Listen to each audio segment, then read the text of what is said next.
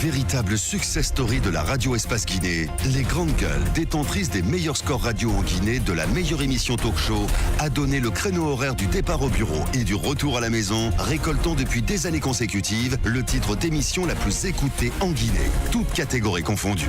Un grand total de plus de 5 millions d'auditeurs ont été fidèles au talk show Les GG, diffusé jour après jour sur toutes les stations du réseau Adafo Média de 9h à 10h30, un exploit qui restera longtemps dans les annales de la bande FM en Guinée.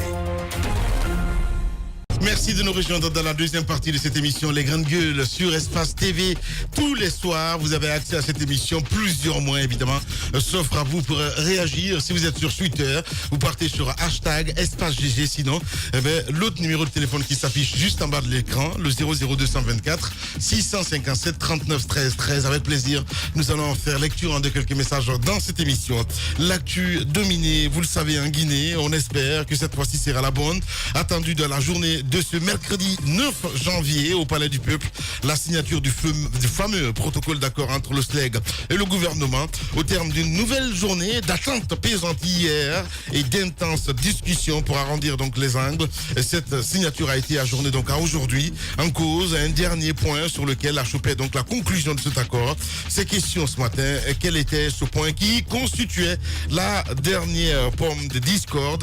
Comment a-t-il été réglé? Nous posons toutes ces questions ce matin à M. Abdoulaye Sow. Il faut le rappeler, il est le secrétaire général de l'USTG. La Guinée vers la mise en place d'une nouvelle CENI après la promulgation de la loi devant donner lieu à ce nouveau organe de gestion des élections en Guinée. L'heure est à la désignation des représentants des entités ayant qualité dit être présentes. À date, mouvance présidentielle, société civile et administration semblent donc avoir déjà fait leur choix. Par contre, chez l'opposition, ce n'est pas tout à fait réglé, il le dit Titi, et il faut le dire que les critères de désignation édictés dans la nouvelle loi relative à cette CENI sont loin de faire le consensus. On essaie de comprendre ce matin, mesdames et messieurs, à travers M. Baouri, Dine Touré, du côté de l'UFR, comment réagit-il évidemment à ces critères, comment sortir de l'ombrellio de Matoto, quel regard d'ensemble portent-ils tous les deux donc sur les dernières révolutions de l'actualité sociopolitique du pays. Nous allons les appeler ce matin dans notre émission. Le temps de quelques lectures, Mamoudou Condé en direct avec quelques auditeurs qui nous écrivent évidemment. Bonjour les Grandes Gueules, c'est Intime Diaby du mouvement Renouveau. Je dis tout simplement merci à Espace pour la reconnaissance, signé l'enfant de Kourou. Merci à cet autre aussi qui nous écrit. Bonjour les Grandes Gueules. Dites à Tamba qu'il ne faut pas qu'il soit un journaliste aveugle. Eh ben, je ne sais pas qui a gagné à Matoto, alors je l'apprends. C'est Kalemodou qui a gagné à Matoto. C'est clair. Merci Traoré, salut depuis un coussin qui nous envoie ce message. Si vous me voyez à la télévision, là, c'est chaud. Hein. Franchement, je suis pas habitué à porter les cravates, donc Tamba m'a bien serré ce matin. Allez, on va y aller avec Monsieur Baouri en direct ce matin. Monsieur Baouri, vous allez diminuer le son de la radio s'il vous plaît, parce que ça fait de l'arsène et c'est assez compliqué pour nous de vous écouter. Allez. Bonjour Monsieur Baouri. Bonjour. Bienvenue dans notre émission. Vous suivez l'actualité dans notre pays. La Guinée est en route pour mettre en place une nouvelle commission électorale nationale indépendante. Les critères de désignation des représentants des entités concernées ont été édictés dans une loi qui a été récemment promulguée par le chef de l'État.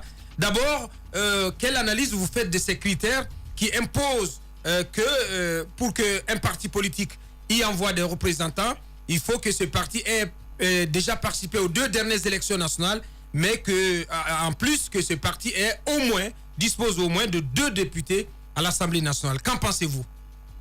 Bon, vous savez que les questions des CENI, pas simplement en Guinée, mais sur l'ensemble du continent, après 25 années d'expérience de ce mode de régulation des processus électoraux, nécessitent, disons, d'en faire le bilan, d'évaluer, d'en faire l'inventaire et de voir qu'est-ce qu'il faut changer.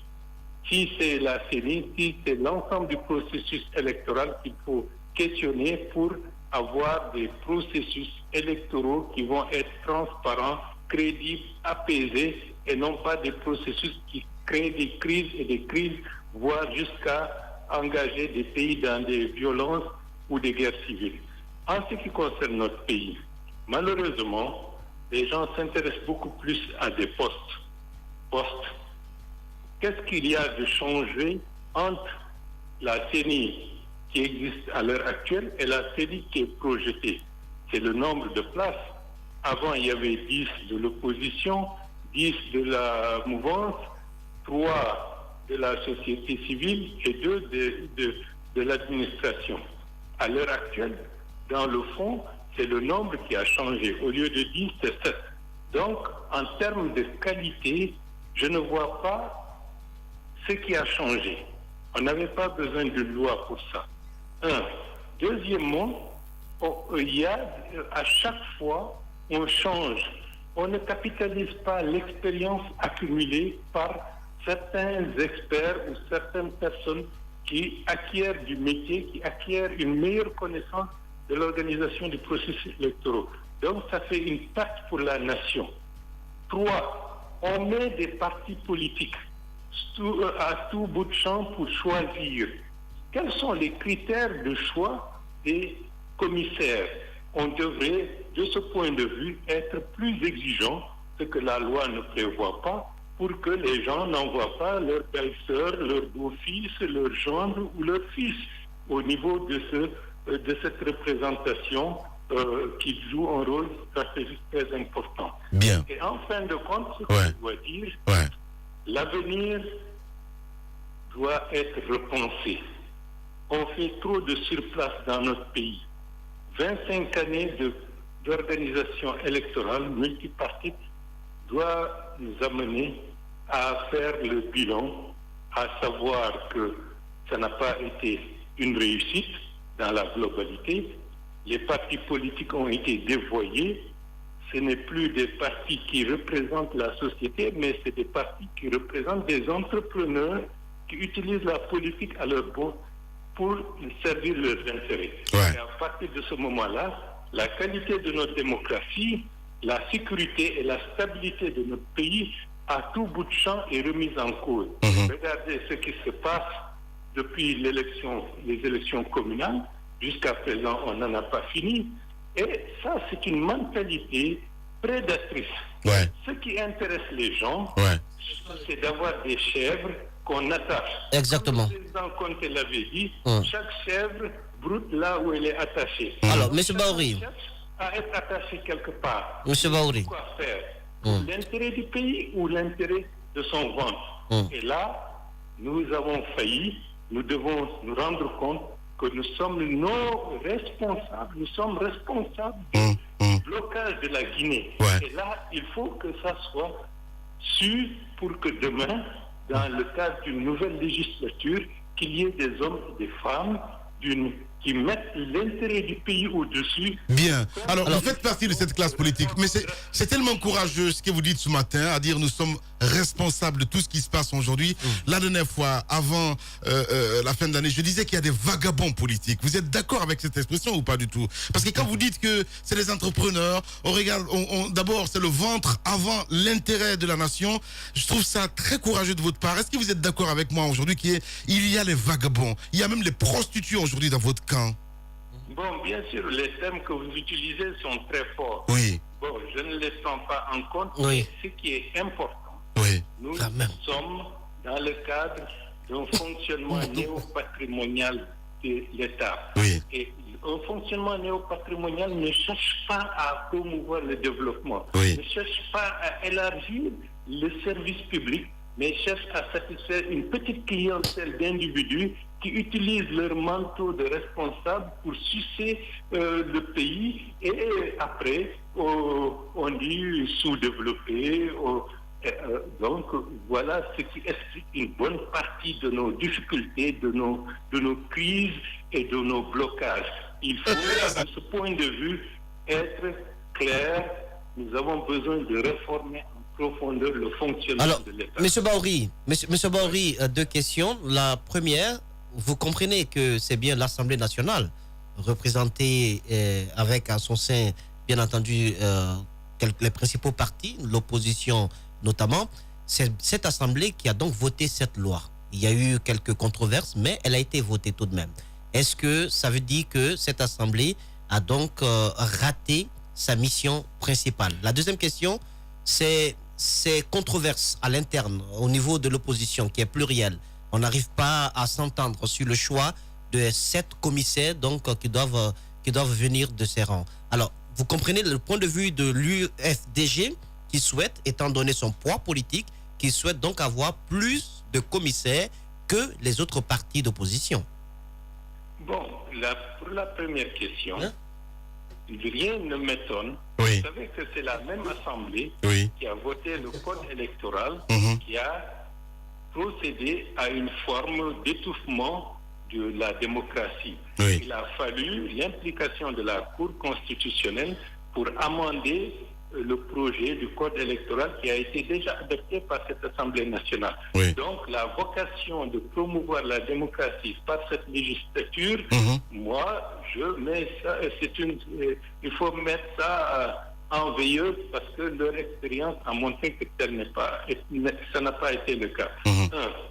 Par rapport maintenant à la question de la représentation, si chacun cherche à avoir sa chèvre qui est attachée quelque part pour brouter et partager pour la petite clientèle, il va de soi qu'ils ne pourront jamais s'entendre pour le partage. Parce que chacun met en avant ses propres intérêts et ne met pas en avant l'intérêt d'un pays, l'intérêt d'une cause, l'intérêt d'un processus transparent, crédible.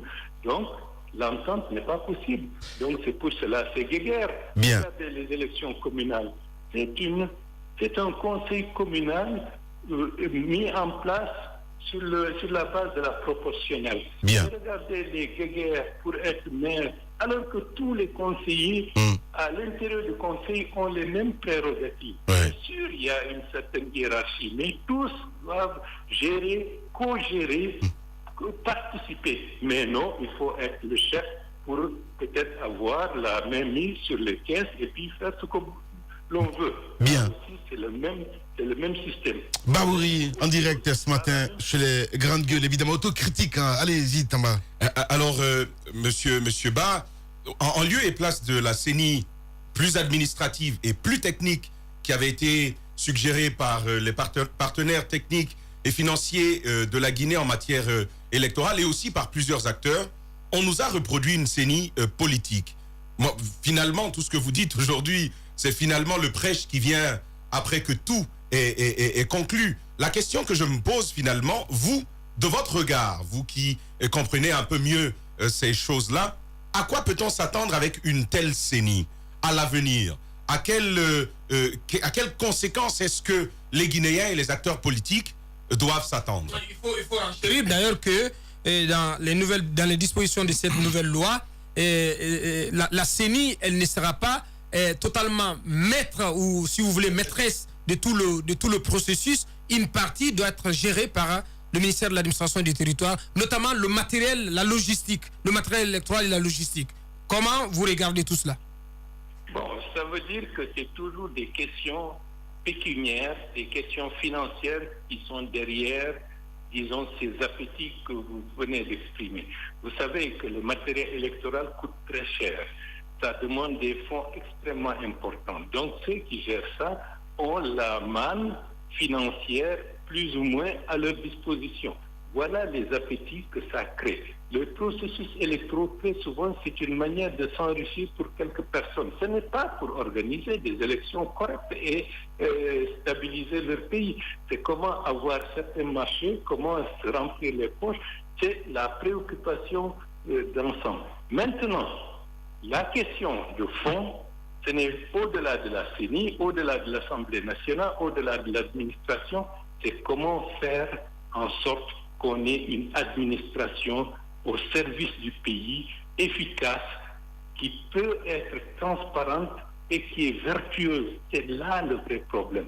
Mais par rapport à la CENI, moi je suis pour qu'on cherche des compétences, des gens qui ont montré leur volonté, leur capacité de transcender leur ambition personnelle pour se mettre au service de leur pays et de la manière la plus stricte. Il y a des hommes et des femmes susceptibles d'émerger, qui n'ont pas besoin d'émerger dans un parti politique. Il suffit d'être patriote, bien entendu d'avoir une expérience avérée dans certains domaines. Et la Guinée en regorge que ce soit à l'intérieur du pays, que ce soit à l'extérieur, dans l'administration comme dans le privé, il y a des hommes et des femmes capables de gérer des choses de manière claire, transparente, avec force, détermination. Mais si c'est des quelques politiques qui ne pensent qu'à leur ventre, à leurs petits intérêts qui doivent décider, il va de soi, des types de personnalités de ce genre n'auront jamais leur mot à dire dans des choses névralgiques pour l'avenir de notre pays. Voilà, Baouri ce matin chez les GG, Mafoudia Bangora. Alors, Monsieur Baouri, est-ce que vous êtes tenté de comprendre le PEDN au niveau de l'opposition, le PEDN qui dit aujourd'hui avoir droit à des commissaires, et quand on prend cette nouvelle loi sur la CENI qui dit qu'il faut avoir au moins 2 députés à l'Assemblée, puisque l'accent n'est pas mis sur des députés qui siègent, et tenant compte du fait qu'à l'issue des élections législatives, le PEDN avait quand même 2 députés. Est-ce que vous êtes tenté de comprendre la position qui émane de ce côté aujourd'hui? Fondamentalement, même dans ce schéma actuel, il fallait que les critères soient stricts, impersonnels. Oui. Et de ce point de vue, que l'Assemblée nationale soit rigoureuse.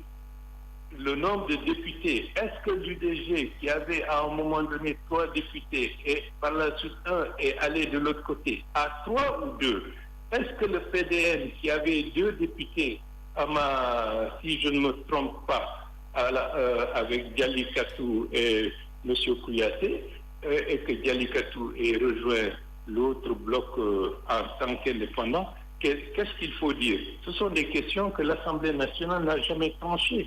Et elle a contribué à créer le flou et la démarcation. Qui est opposition, qui est mouvance? Ça n'a pas de sens. Ça n'a aucun sens.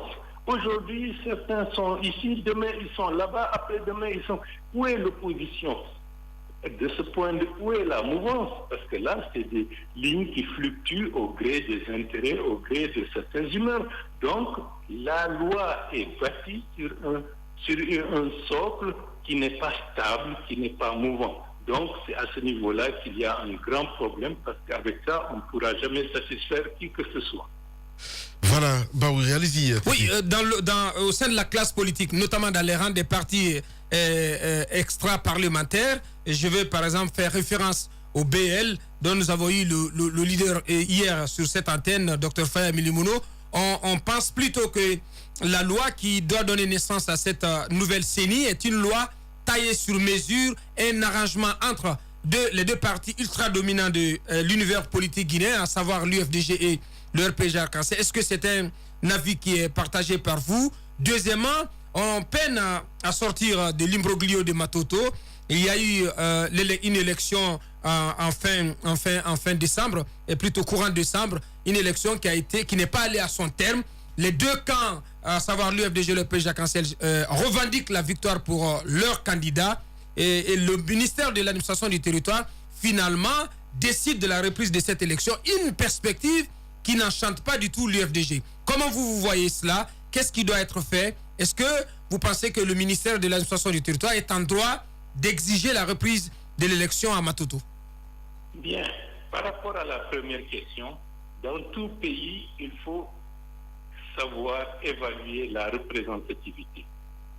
Et comment l'évaluer? C'est par le nombre éventuel d'élus, et ça, c'est incontournable. Parce qu'il ne faudrait pas que ce soit à géométrie variable pour satisfaire quelques intérêts qu'on va tricher par rapport à la notion de représentativité. Et même cette représentativité, dans le contexte actuel de notre pays, on s'est rendu compte que ça pose problème, parce que la qualité des partis politiques, sur beaucoup de points, fait défaut. Donc, rentrer sur ce chantier ne mène qu'à des guéguerres pour satisfaire ses propres intérêts. C'est ce que j'ai à dire par rapport à cette question. Par rapport à l'installation des élus de Matoto, je vous rappelle qu'il y a des élus qui ne sont pas encore installés. À Kanka, à ma connaissance, ce n'est pas encore fait. À Sangaredi, à Kamsar, à Broual-Tapé, et peut-être que j'en oublie d'autres. Donc, la question de Matoto, dans le processus, a été entamé. Il y a confusion.